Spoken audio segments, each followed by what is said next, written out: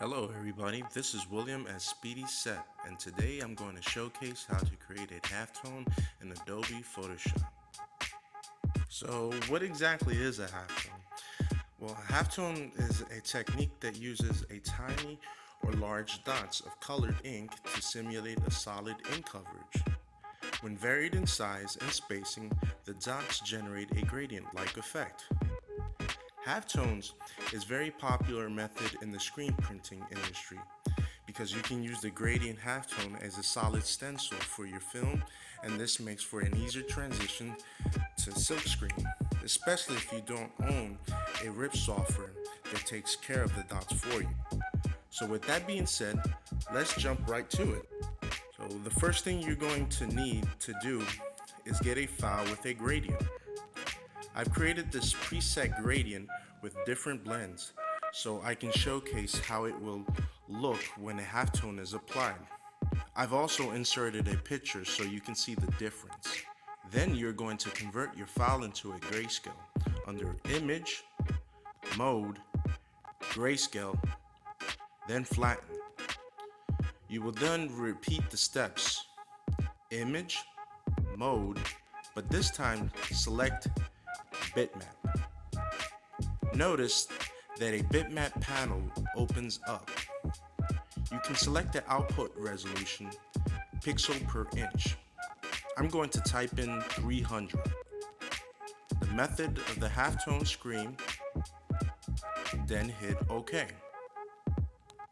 Then a halftone screen appears. And for the frequency, it's just simply to determine the size of the dot. I will set mine at 38. And the angle that I will use is 45 degrees. And for the shape of the dot, I will use round. Hit OK. After you're done, I will then switch my halftone back to grayscale. Then go to Image, Mode, Grayscale, and the size of ratio, you can leave it at 1. I suggest using the history panel as well.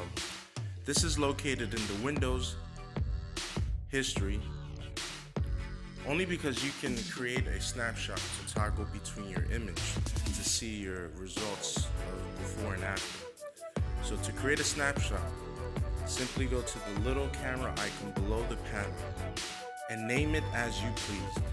I'm gonna name mine 38/45. I will create another halftone with a more extreme approach so you can see the difference. Simply repeat the steps. But when the halftone screen appears, change the frequency this time and set it at 10 instead of 38. Notice that the halftone dots are bigger.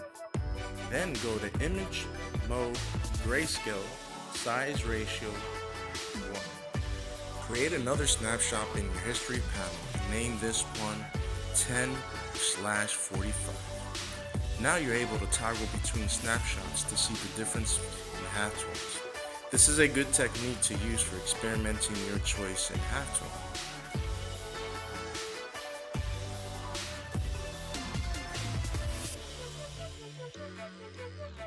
So if you found this tutorial helpful, feel free to give it a thumbs up and remember to hit the subscribe button.